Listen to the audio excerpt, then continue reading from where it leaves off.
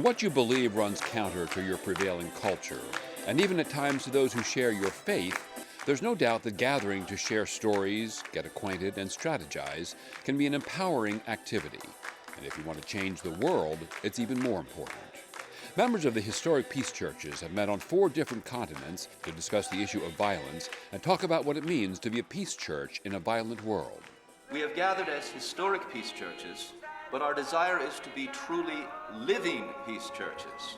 The gatherings have been part of the World Council of Churches' Decade to Overcome Violence emphasis, in which the peace churches, the Church of the Brethren, the Mennonites, and the Religious Society of Friends, or Quakers, have sought to flesh out and share their theology of peacemaking with a larger ecumenical church around the world.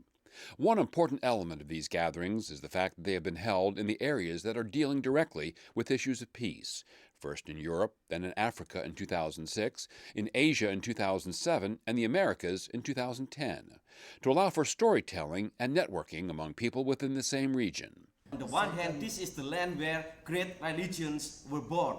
But on the other hand, this is the land where we have a lot of religious conflicts and even religious wars.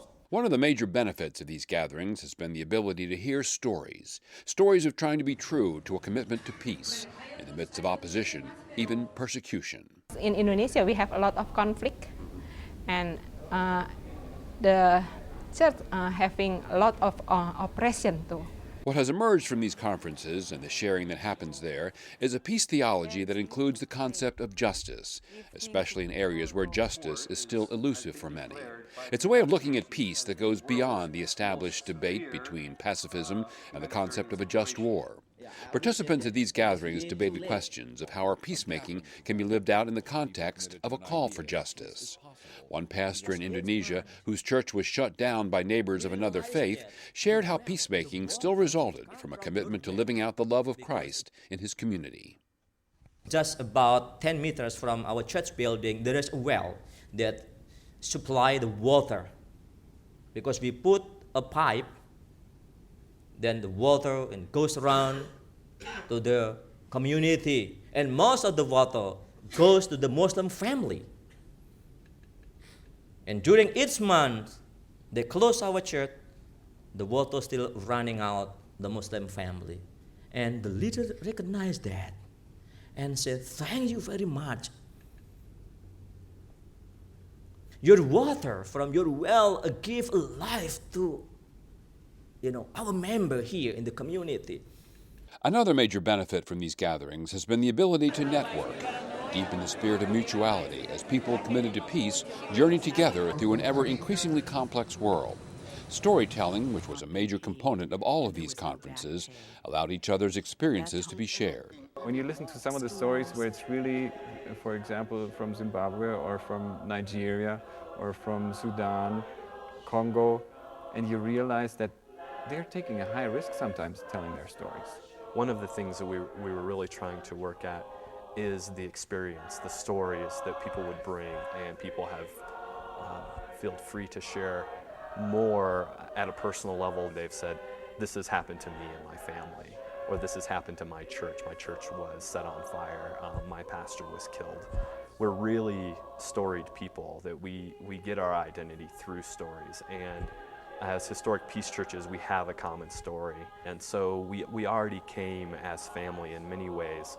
But as we share more and more with one another, our lives are enriched by the other's story, and we really become part of them, and they become part of us. One of the most important pieces of this event has been an awareness of how much the churches in Africa have to offer other churches around the world who are struggling also in their settings. This is a gift from these communities to other churches who maybe feel alone, think no other church has ever faced the kinds of struggles that they're facing, and of course situations are all different, but this is a word of hope from Africa to Christians around the world. That word of hope arose from each of the gatherings. All of these discussions echo the sentiments that the focus is less on the question of warfare between nations and more on how to be peacemakers in the local community, what a just peace looks like in the community where the church exists.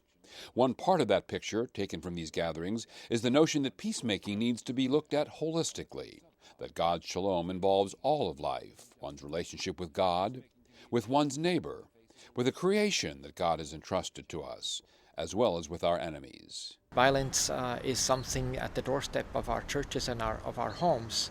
It's difficult to measure the benefit that comes from sharing stories and encouragement from others who feel the same way. But these gatherings reminded those from Peace Church traditions that they play a constructive role in their societies and in the broad ecumenical movement as it searches for a just peace. The gatherings, first in Europe, then in Nairobi, then in Solo, Indonesia, and finally the Dominican Republic, have empowered members of the Peace Church tradition to be more than opponents of warfare, but those who help shape a new understanding of what it means to be a follower of Jesus Christ in an increasingly complex context. I think the peace churches have to make a difference, and I think that they have to embody a living peace theology in order to be a further example for others, to say, look, Christianity isn't just about doctrine and the proclamation of accepting Jesus as your Lord and Savior, that it really embodies an ethic. It embodies a theology that is alive, that interacts with the culture around it, that responds actively to the things that are happening, and especially to the violence that's happening. You are part of the larger international universal church's journey in search of peace.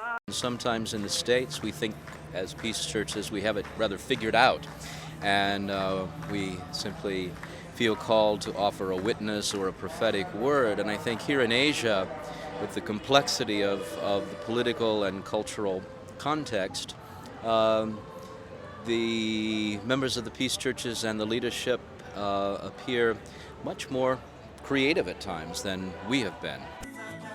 That creativity and all that has gone into these conferences are helping to lay the groundwork for an ecumenical call to just peace.